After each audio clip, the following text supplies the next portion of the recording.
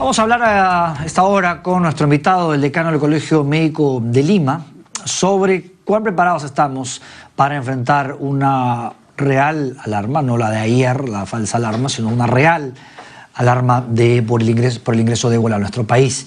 Muchas gracias, doctor, por estar con nosotros. Bienvenido. Muy buenos días a los televidentes. Nosotros un poco preocupados por la alarma que se dio el día de ayer por el Ministerio de Salud. ¿Por qué? Porque, bueno, ha generado un poco a la población un poco de malestar de repente o de pánico, que tampoco debemos de repente ocultar lo que podría pasar, ¿no? En una real alarma epidemiológica si se diera. También, felizmente, en el Brasil también se ha descartado esta posibilidad del caso que se presentó hace algunos días. Pero eso tampoco exime que pueda llegar a América Latina de alguna forma este virus de la ébola. Claro. ¿Y cuál fue el error del Ministerio ayer? Yo creo que primero este paciente tuvo ya en alta mar más de 30 días y sabemos que la incubación de este virus es de 21 días, ¿no? Entonces ya de hecho era la necesidad de descartarlo, ¿no? Y no generar la alarma, porque de repente la población se siente un poco sensible. Claro, pero ¿cómo se hace eso? Porque, claro, uno dice, en Chimbote ya lo habían descartado. ¿Y cómo es que aquí en el Callao no sabían que ya estaba descartado este señor? Pero ¿cómo viaja la información? ¿Ese es un error o lamentablemente es inevitable que pase algo así? Sí, yo creo que acá hay que tener mucha tranquilidad, manejar la información adecuadamente. Yo creo que el ente rector de la salud pública en nuestro país es el Ministerio de Salud.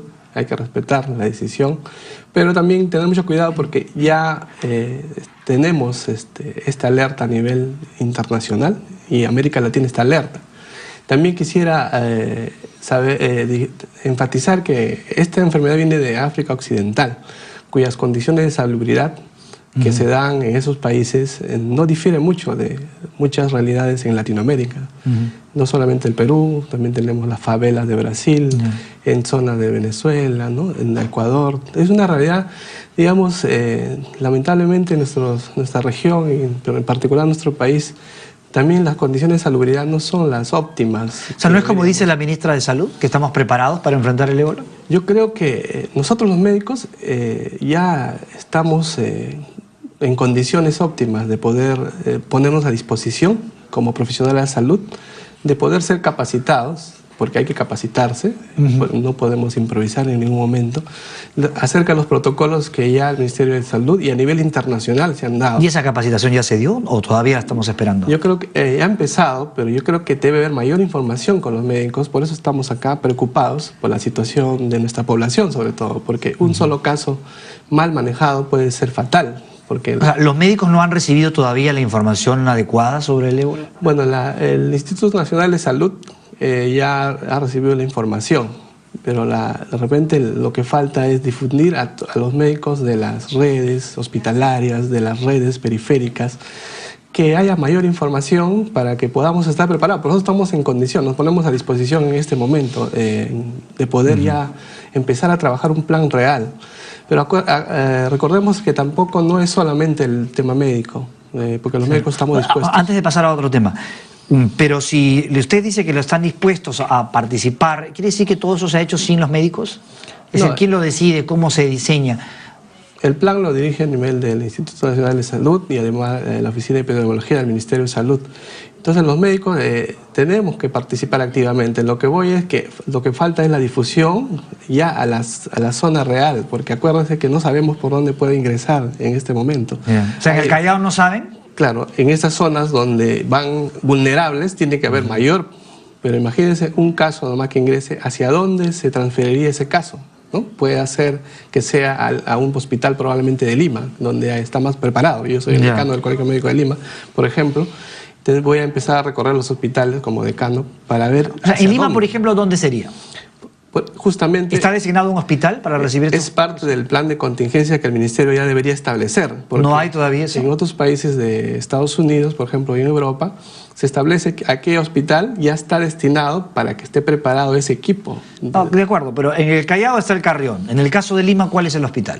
En caso de Lima, probablemente sea el Hospital Loaiza. Bueno, probablemente. Probablemente. Porque bueno, o sea, todavía no hay nada en el Loaiza. Justamente eso es lo que tenemos que ponernos de acuerdo con el Ministerio de Salud para que ya se defina los hospitales. O sea, pero hoy no está definido. Aparentemente la información que nosotros tenemos como colegio médico todavía no tenemos la disposición exacta. Y por lo tanto, ¿no hay un ambiente especial designado en ningún hospital de Lima para eso? Claro, justamente eso es nuestra preocupación. ¿Cuál es el ambiente? ¿Cuál es el servicio? ¿Cuáles son los médicos especialistas que van a estar ahí? Porque estamos hablando de la transferencia. No, de acuerdo, pero todavía no hay nada de eso. Aparentemente no tengo ninguna información. Ustedes no les han... De hecho, los médicos del Callao y el personal del Callao se quejaba ayer y decía, esto no está bien preparado, han improvisado un espacio donde están los pacientes de tuberculosis. Incluso se llegó a decir medio irónicamente que el pobre señor africano que no tiene ébola va a salir de ahí contagiado de tuberculosis.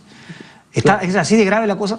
Sí, justo esas son denuncias que se han hecho a nivel del Callao, pues justamente por eso, porque no estamos realmente con la preparación idónea.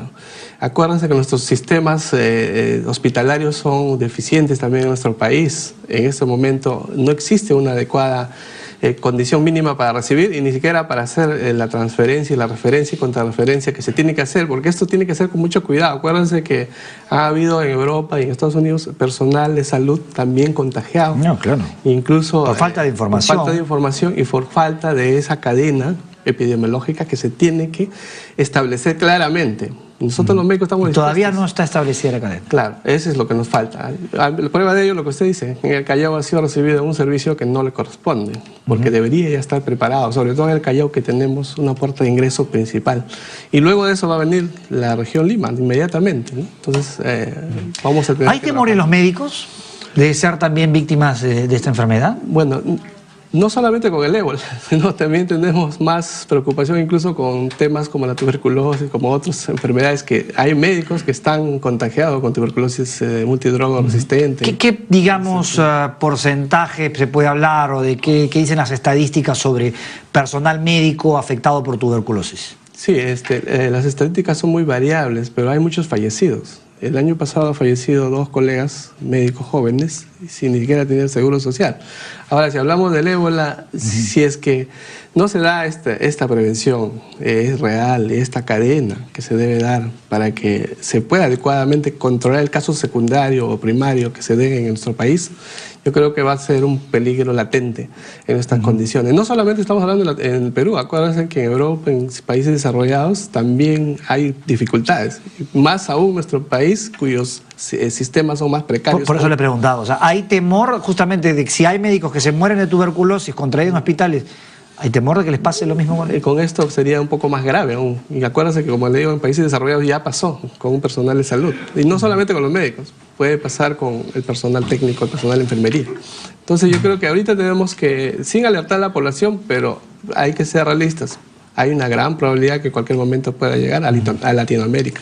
Y hay que estar preparados en ese momento. Sí, la verdad es que sí, pues porque la realidad es bastante poco auspiciosa. Bueno, muchas gracias por estar con nosotros, doctor. Muchas gracias por estar con nosotros. El decano del Colegio Médico en Lima, con nosotros comentando la situación en la que se encuentran los hospitales y los médicos en la capital para hacer frente a una probable, esperemos no, llegada del ébola en nuestro país.